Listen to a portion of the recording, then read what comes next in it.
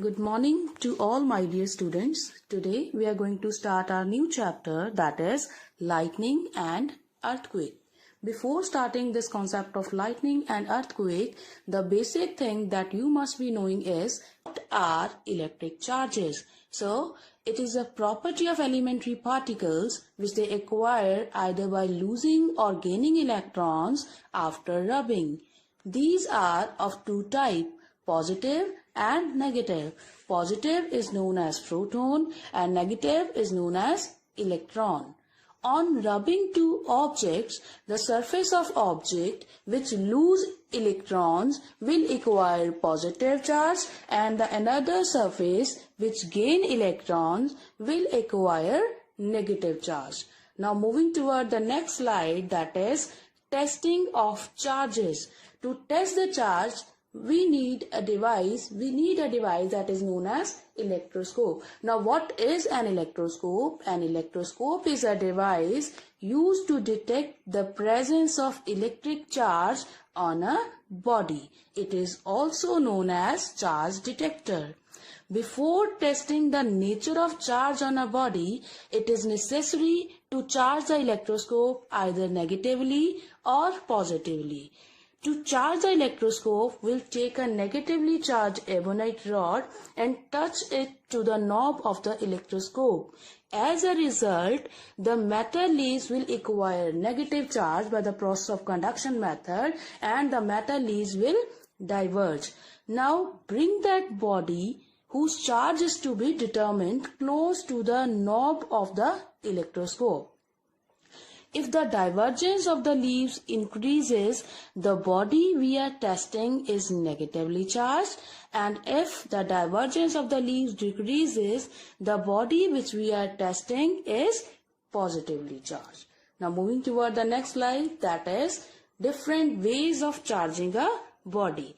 Charging a body can be carried out by the following ways: charging by friction, charging by conduction, charging by induction.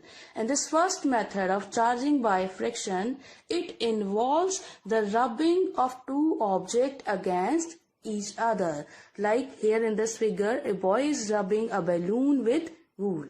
Second is charging by conduction. Charging by conduction needs a direct contact of two objects with each other. Like here, touching an electroscope is shown to represent the method of conduction. Third is charging by induction. Charging by induction do not need any direct contact of two objects. Like here in this figure, balloon sticking to a wall. Not any direct contact has been shown over here. The next is lightning. Lightning is electrical discharges causing very bright flashes of light in the sky. Now what is the story of lightning?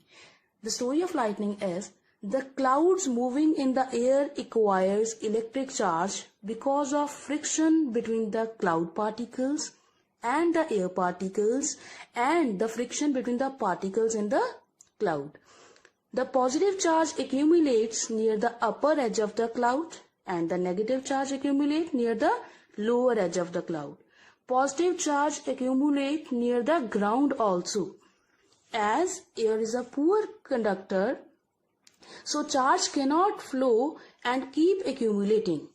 When too much of charge gets accumulated, air cannot resist their flow. Negative and positive charge meets, producing streaks of bright light and sound. We see these streaks as lightning. The process is called an electric discharge.